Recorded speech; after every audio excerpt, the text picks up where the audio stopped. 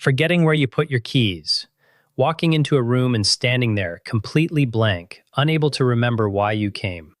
Reaching for a name, someone you have known for years, and finding nothing but silence where that name used to live instantly. If you are over 60 and these moments are happening more frequently, I need you to understand something that most physicians do not take nearly enough time to explain.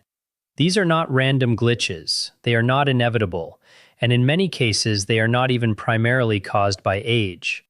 What is causing them, in a significant proportion of seniors across America, is a combination of biological, neurological, and nutritional disruptions that are well documented in the medical literature, and several of them are directly addressable. Today, I am going to walk you through exactly what is happening inside the aging brain when memory begins to slip, why it accelerates in some people and not others, and what the research tells us about the factors that matter most.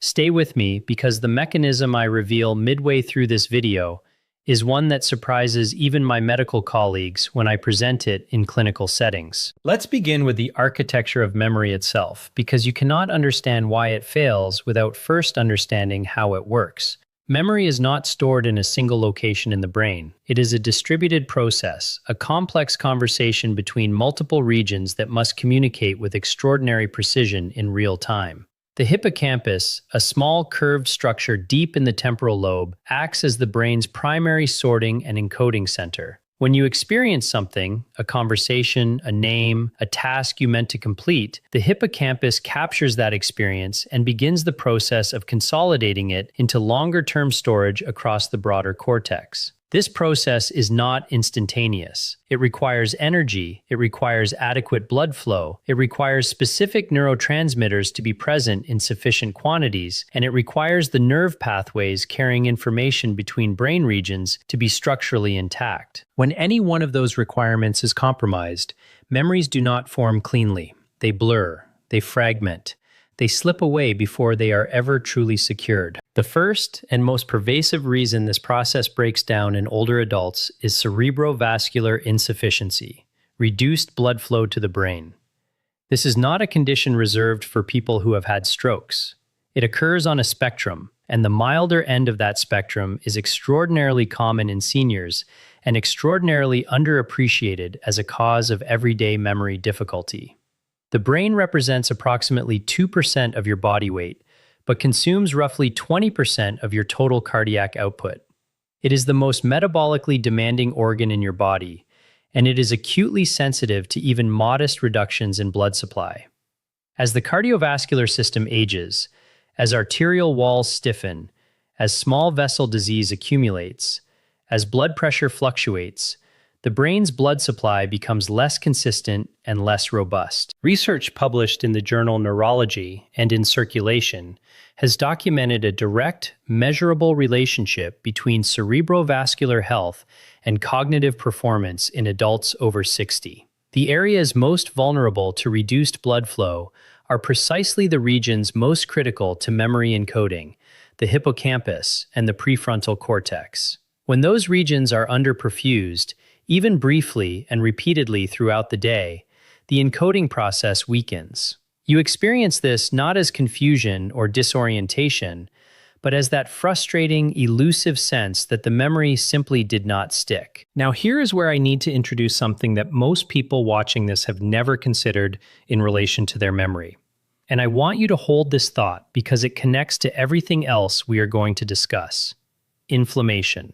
Specifically, chronic low-grade neuroinflammation, a sustained, smoldering inflammatory state in brain tissue that does not produce fever or obvious symptoms, but quietly disrupts the electrochemical environment that memory formation depends on. Your brain contains specialized immune cells called microglia, whose job is to monitor brain tissue, clear cellular debris, and respond to threats. In a young, healthy brain, microglia perform this role efficiently and then stand down.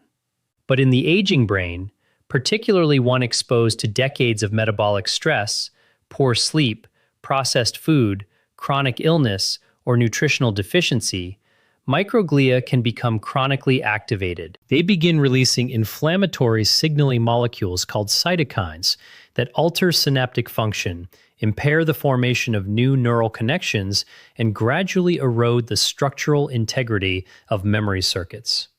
Research from the National Institute on Aging and multiple university neuroscience departments has linked this microglial overactivation to accelerated hippocampal shrinkage. And the hippocampus, remember, is the very structure your brain depends on to capture and consolidate new memories. But here is what I find most clinically significant and most actionable. The triggers for this neuroinflammatory state are not mysterious. They are identifiable, measurable, and in many cases modifiable. Among the most well-documented triggers are chronically elevated blood sugar, obesity, untreated sleep apnea, chronic psychological stress, physical inactivity, and critically, specific nutritional deficiencies that alter the brain's chemical environment in ways that directly impair memory. I want to spend time on this nutritional dimension because it is where I see the greatest gap between what the research clearly shows and what seniors are actually being told in clinical practice. Vitamin B12 deficiency is, in my assessment, one of the single most underdiagnosed causes of memory complaints in older adults in this country. The mechanism is precise and deeply concerning. B12 is essential for the synthesis of myelin, the protective sheath surrounding nerve fibers throughout the brain and spinal cord. When myelin degrades, nerve signals between brain regions slow down and lose fidelity. The communication between your hippocampus and your prefrontal cortex, the pathway most critical to working memory and recall, becomes unreliable. Simultaneously, low B12 allows a toxic amino acid called homocysteine to accumulate in the bloodstream and brain tissue. Elevated homocysteine is directly neurotoxic.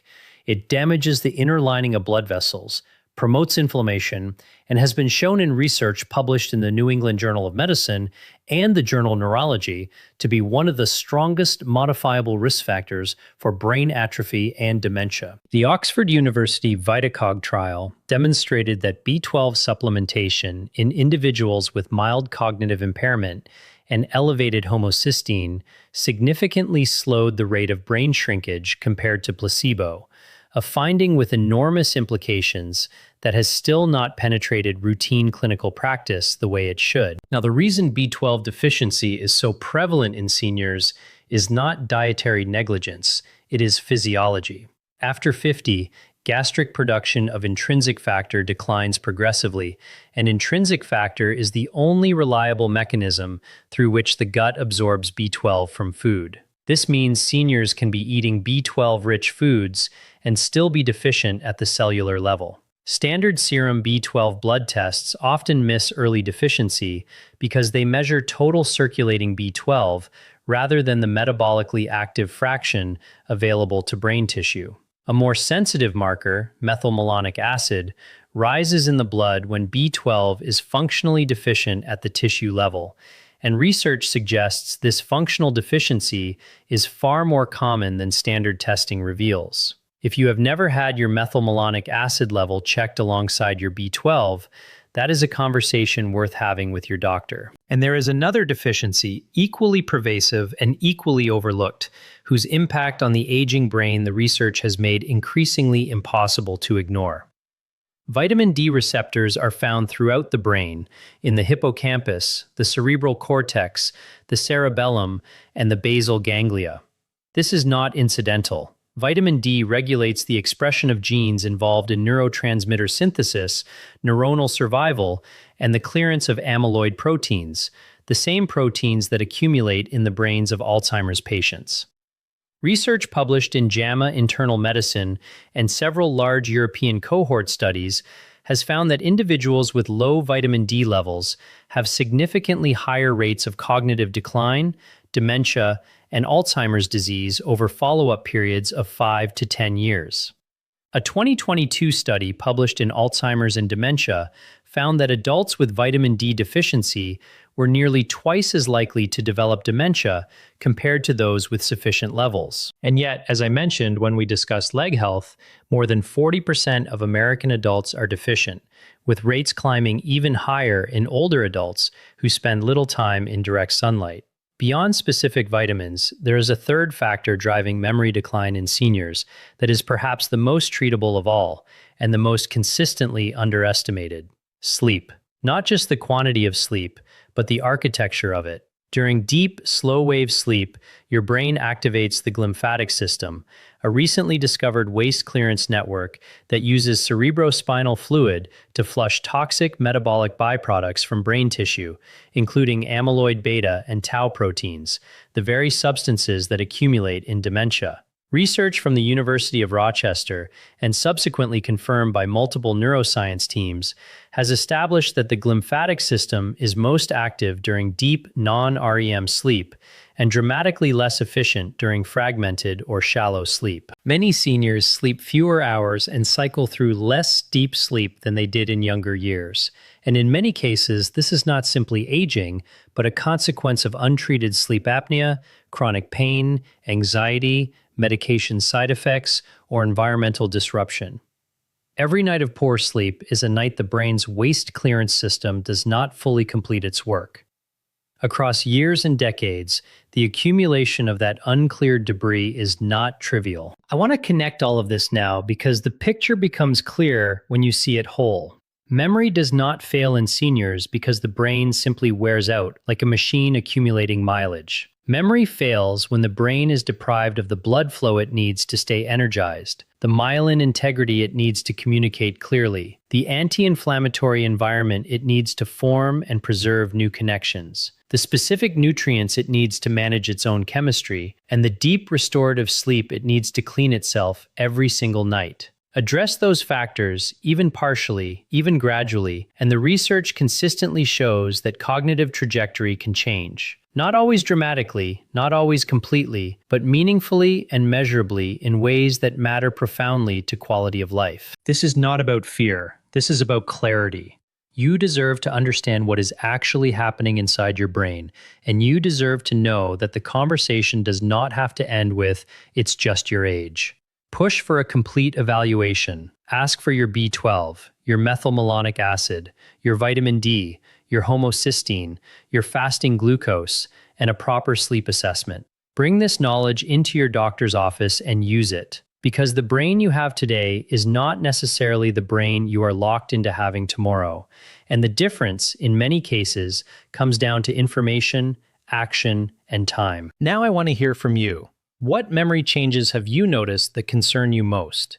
Have you had any of the nutrient levels I mentioned tested, and what did you find? Leave your answer in the comments below. Your experience matters, and it may be exactly what someone else watching needs to hear. Share this video with a family member or friend who has been quietly worried about their memory and has been afraid to bring it up. Because awareness is where recovery begins, and no one should have to navigate this alone.